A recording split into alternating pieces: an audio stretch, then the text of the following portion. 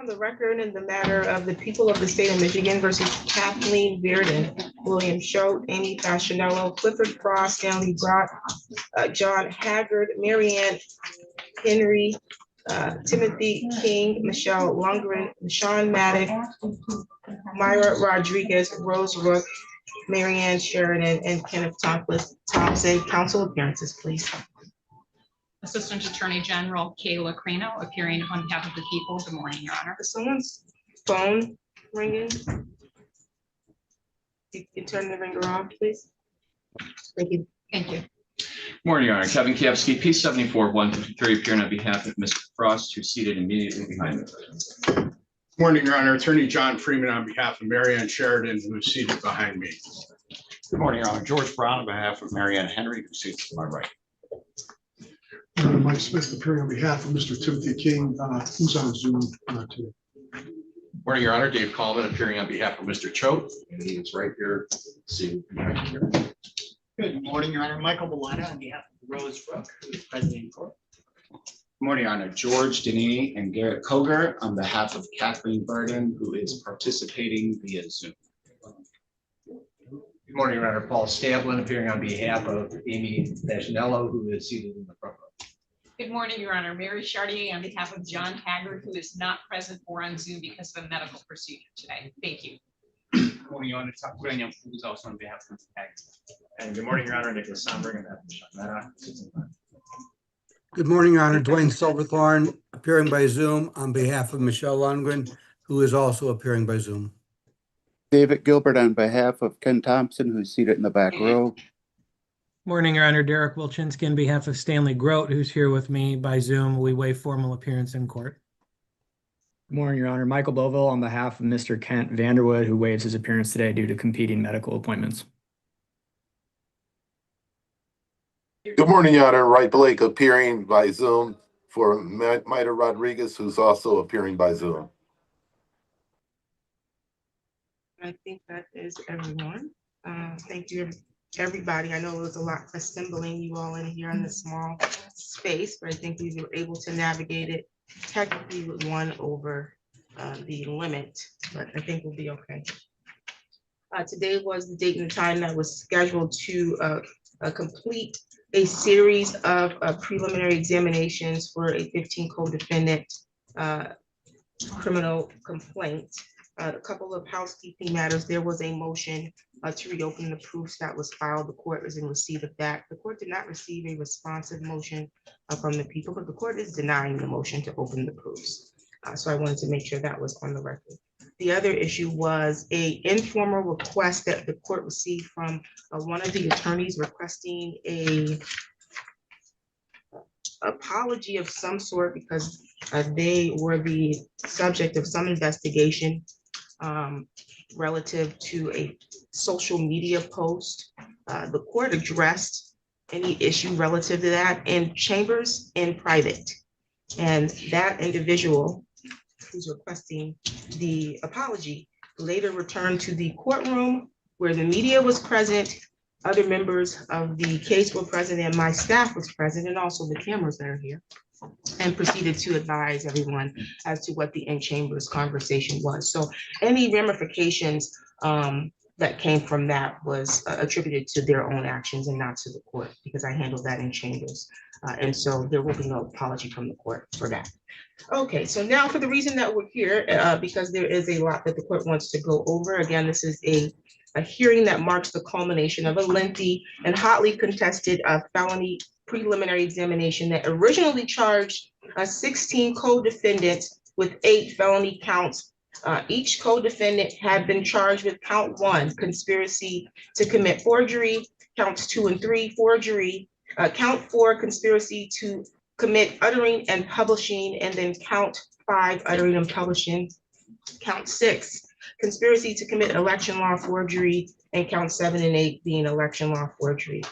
At the time of the preliminary examination, the state exclusively bears the burden of proof in this to a probable cause standard, that there's sufficient evidence that a felony was committed, and then sufficient evidence to charge each individual defendant with committing said felonies. This is not a trial. They don't have to prove each element beyond a reasonable doubt. They only have to establish more than mere suspicion that the crime alleged, or that there was a crime and that the crime alleged was committed by the named defendants. At this juncture, the people must only provide, again, that low burden, and it's a flexible burden, but the court is the sole determiner of any credibility issues of the witnesses, and the court also is in the position to weigh the likelihood of the prosecutor's success at trial. So this is a court of law. We deal solely with the facts as presented at the time of the examination. I will apply the law as it exists in the state of Michigan at the time in question, and in weighing the evidence and make my determination about the success of this case. The state, although originally charging 16 co-defendants, moved forward with 15, dismissing one of the alleged co-conspirators in exchange for his testimony and cooperation with the prosecution of this case. It is the state's position, based on their bind-over briefing, that on the date on or about December 4th, 2020, the named defendants convened in Lansing, Michigan at the Michigan Republican headquarters for the purposes of conspiring and agreeing to vote and publish a fraudulent document. That document being a certificate of elector votes to the state capitol. This meeting would take place in the basement of the Michigan Republican Party headquarters, located in the city of Lansing, state of Michigan, making venue in this court appropriate. At the time, either defendant identified as defendant Kathy Bearden or defendant identified as Myra Rodriguez started the meeting. Some of the people in the meeting introduced themselves allegedly, and there was allegedly a white male that spoke. Either defendant Bearden or defendant Rodriguez advised of the purposes of said meeting.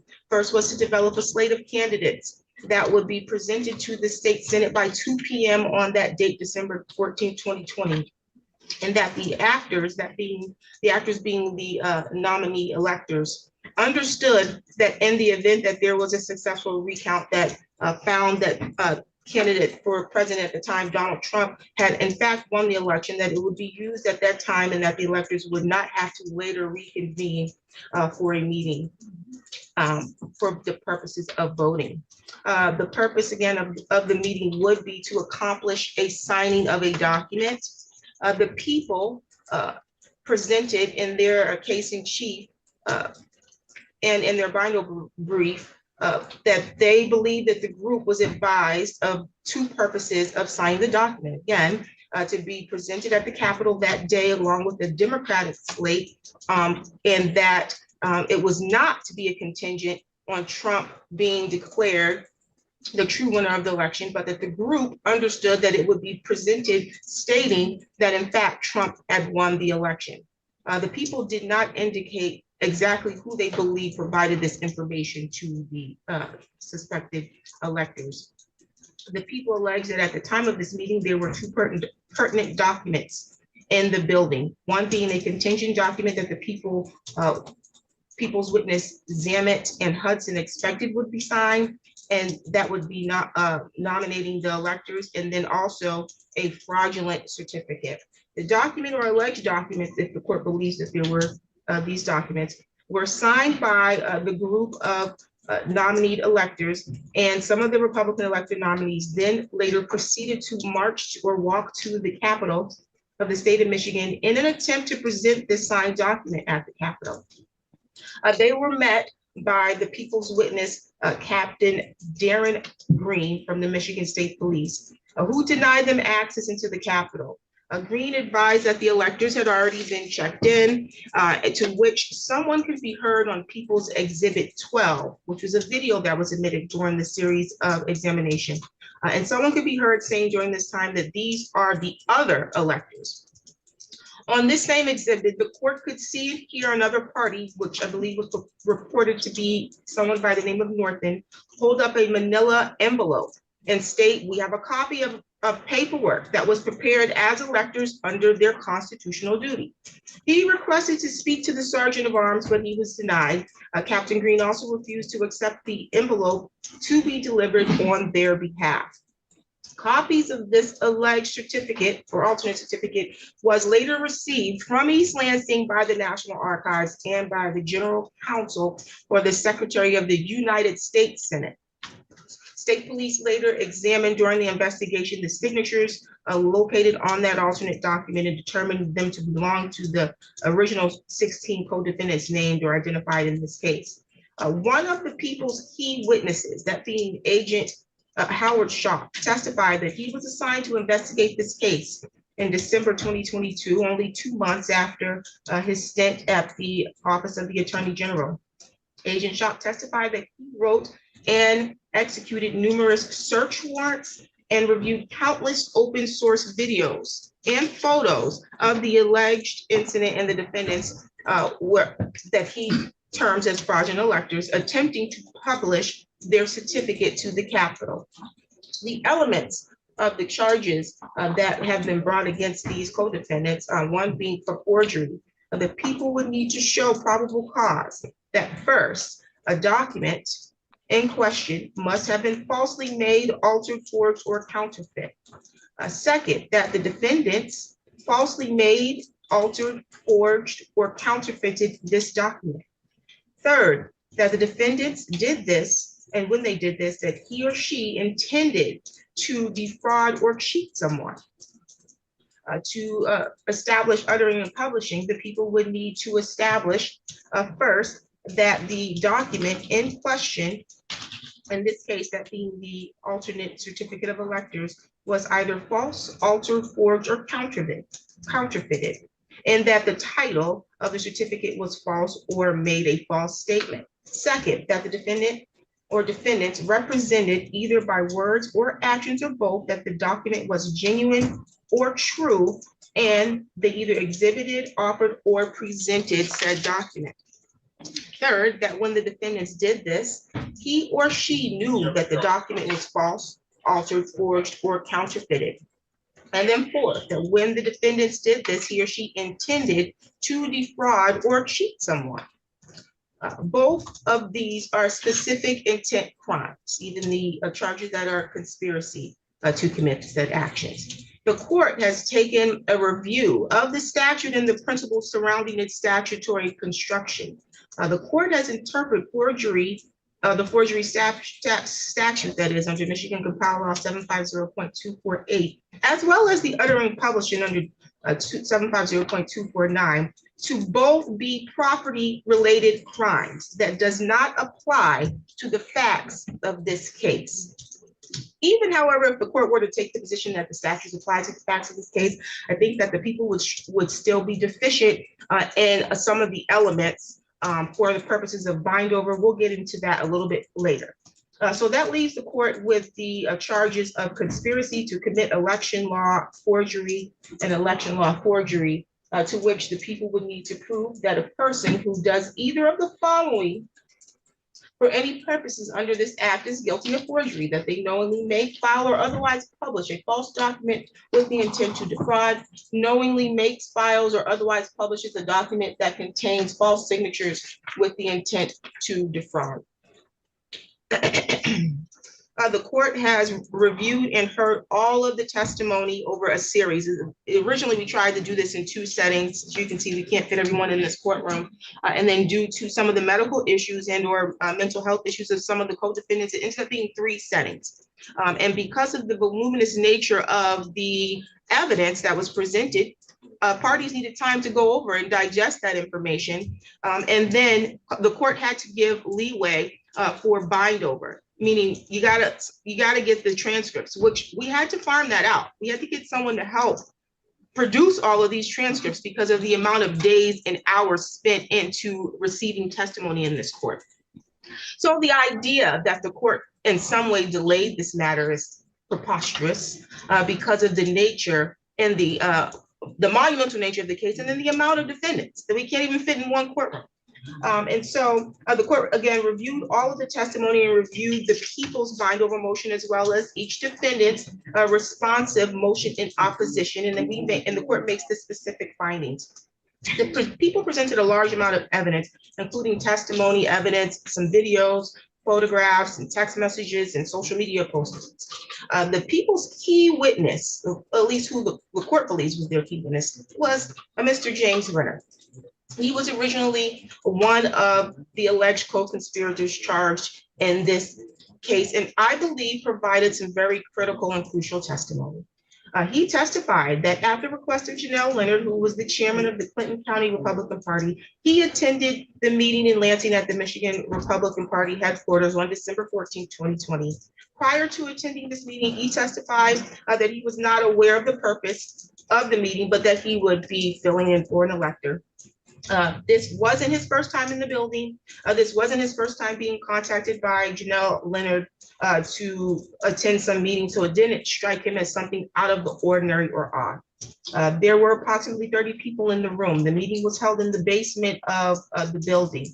Proposed Republican electors began to introduce themselves, which indicates to the court that some of them didn't know each other. He stated that the purpose of the meeting was then announced and that it would be the signing of a document and 2 individuals would needed to be voted in as replacement electors. Leonard further testified that he was nominated to replace elector Gerald Walls. Renner's testimony was consistent each time he took the stand, which was 3 times during the course of the series of these elections. These examinations, that is. He stated that his takeaways after the meeting, which he also stated per his normal course of business, he memorializes or documents and sends an email when he attends meetings to people, that his takeaways from this meeting was that they were there to develop a slate to be presented to the state Senate, whom they were told could decide which one to adopt, and that if the popular vote results were ever overturned, that the electors would not later have to reconvene. He identified that Attorney Flynn from the Trump campaign was present at that meeting. He also determined, or it was determined, I should say, through Agent Shock's testimony and investigation, that Flynn was present and involved in this meeting. Renner testified and identified during his testimony the cover sheet and a signature page that was presented to them and allegedly signed. Renner testified under oath as the people's key witness and the only one of the co-defendants who testified or of the people's witnesses, that is, who was present during the duration of this meeting, because the people called a lot of witnesses, at least in the first iteration. But Mr. Renner was the only one who was present during this meeting. So he's the only one, other than the Walls, who could talk and not have his right to remain silent be abridged. And he testified that at the meeting, there was no intent to defraud, forge, or etc., and that all of the proposed Republican electors that he encountered were trying to do what they believed was the right thing. Renner testified that they were told that this was an appropriate process by the leaders and the attorneys that were present at the meeting. Renner stated that he believed a crime was if he believed a crime was being committed, that he would not have attended the meeting, and that he would have even challenged the process if he believed that they were trying to commit some crime. He identified or stated himself to be a former law enforcement or a person and through the Michigan State Police, and that he prides himself on following the law. Renner states that they were led to believe that their actions were a part of some legitimate political strategy. His understanding was that no one there was to defraud anyone, and he witnessed nothing, based on his testimony, that would demonstrate a culpable mind. Those are Renner's words. Those are not the court's words. This is the people's chief witness. Renner testified it was his belief that the Senate could receive both slates and then decide which one they would accept, but that his intent was only for the document to be used if Donald Trump was declared the legal winner.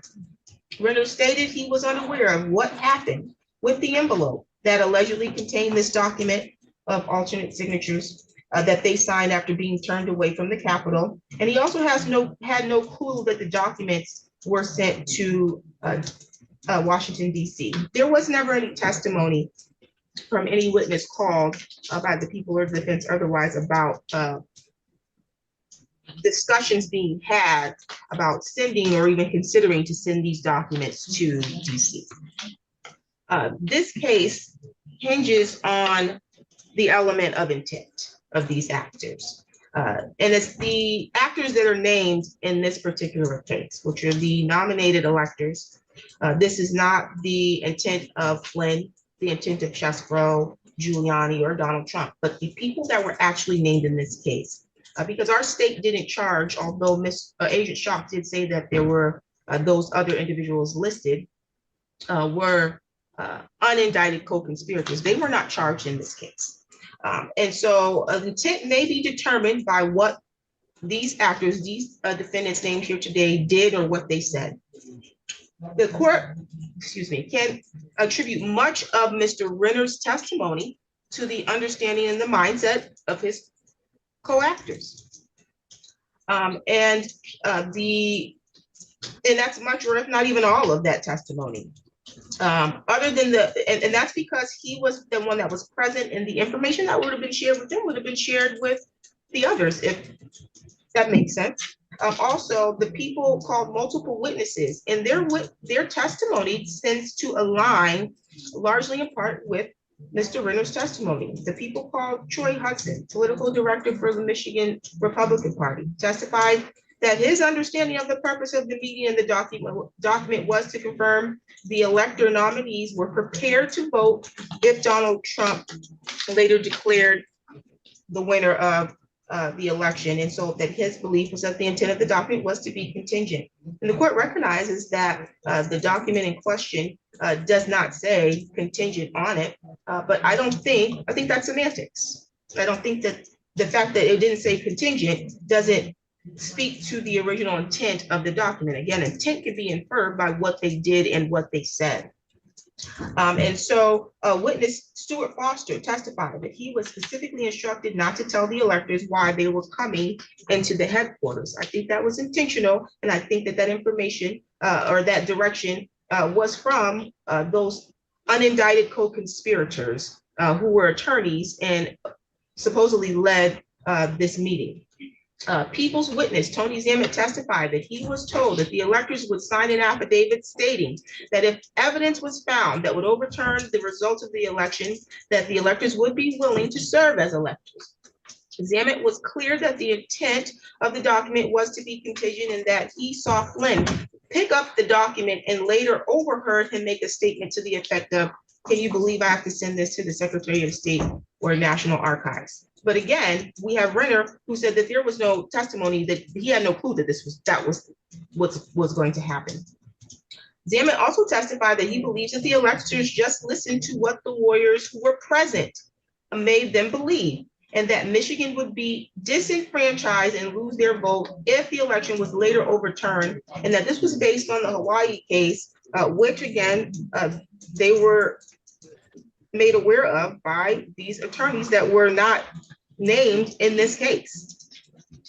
The people's witness Zammit also testified that he believed the electors were misled and taken advantage of by Flynn, who was an attorney. This aligns also with some of Renner's testimony. He stated that he believed that defendant Maddock, this is Zammit, Michonne Maddock might be culpable. And the court did draw from the proofs that defendant Michonne Maddock did seem to be one of the few defendants that had direct communication with the Trump lawyers campaign.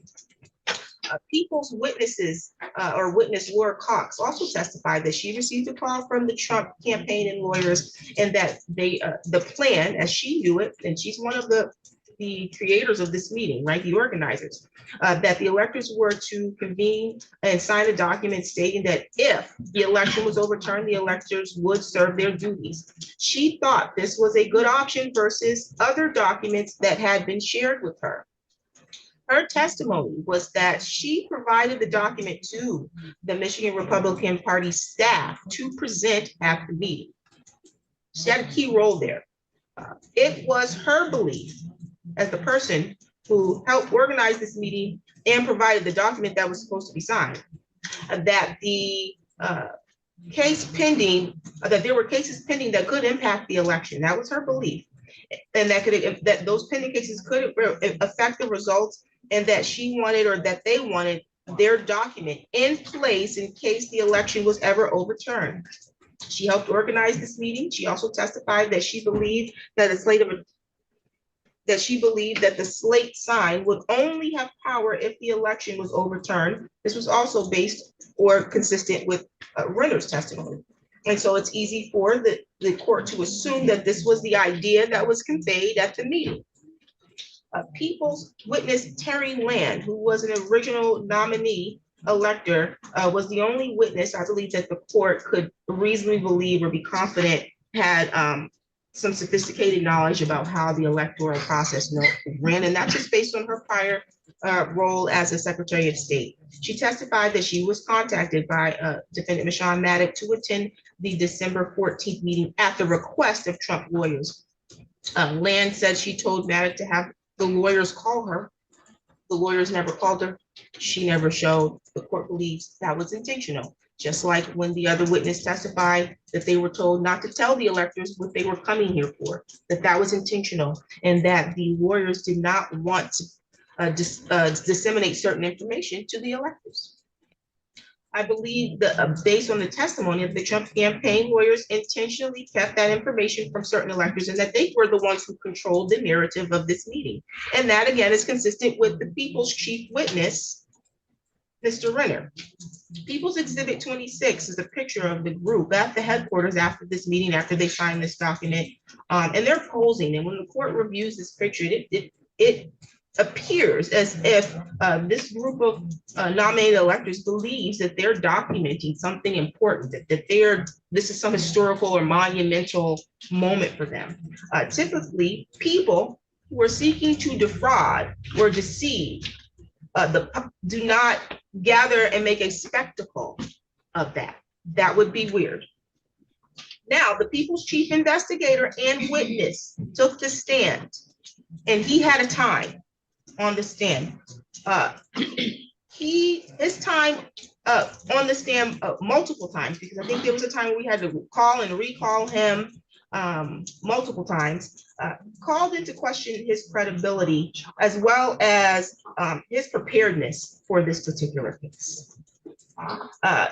There were multiple extended pauses in response to questions that was posed to him. He's the chief investigator on this case. This is his baby. He is the only investigator on this case.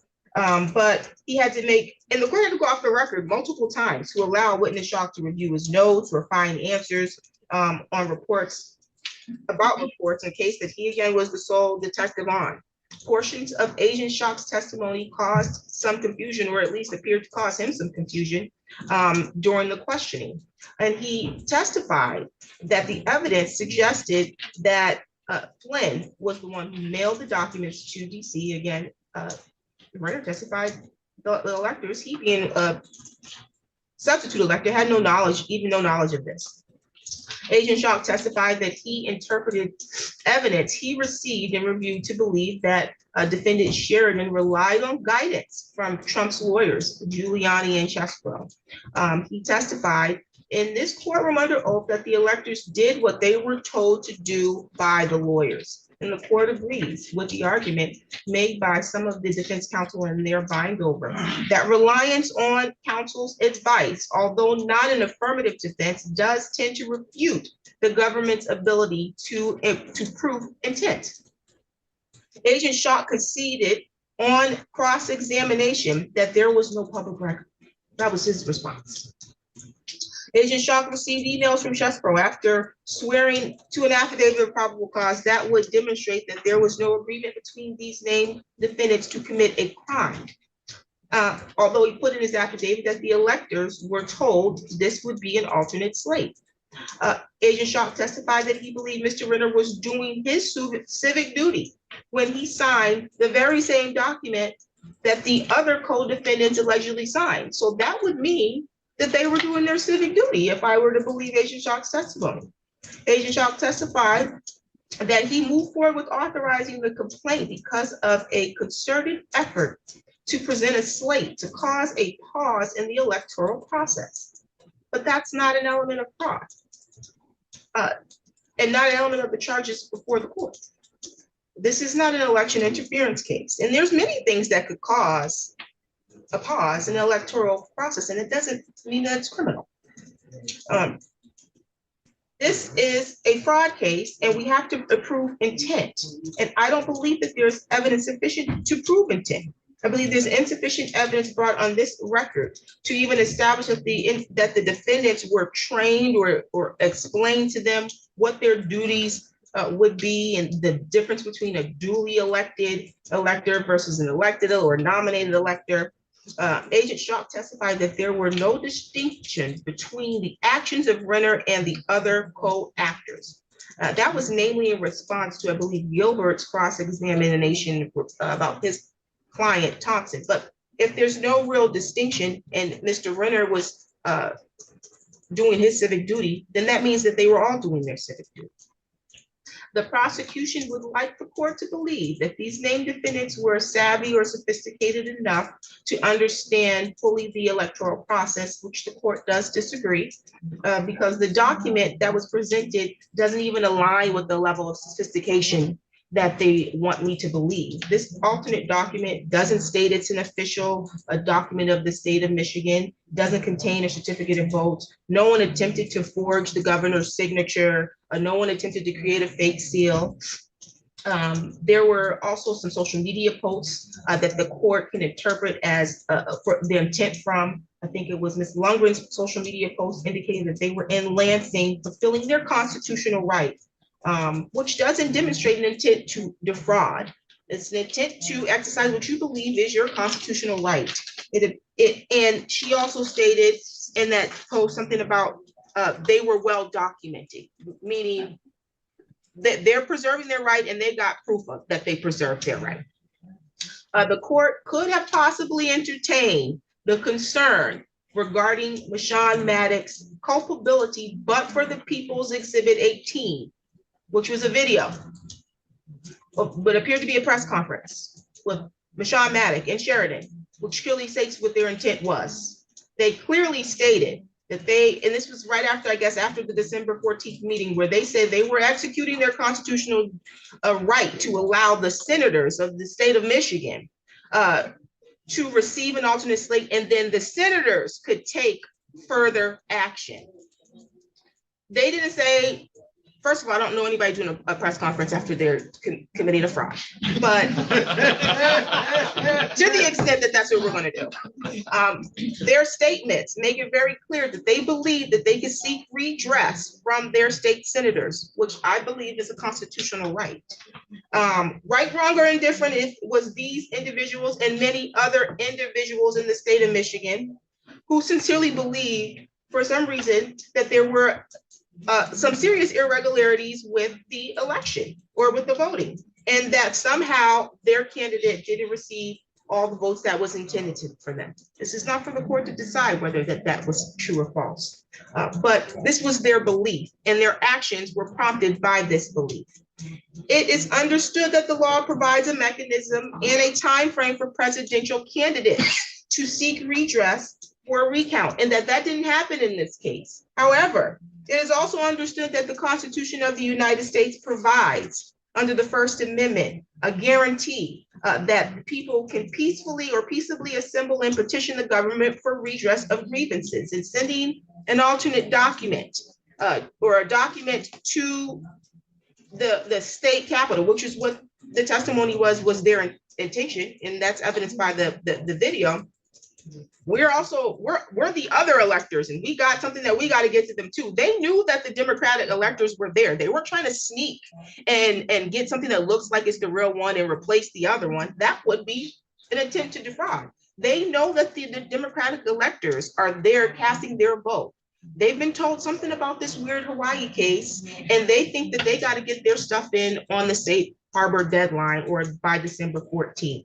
And so the actors, based on the statement of Ms. Maddox and Ms. Sheridan, were clearly, what the court believes, seeking to get the Senate to move and do some action, because apparently the courts weren't giving them what they wanted.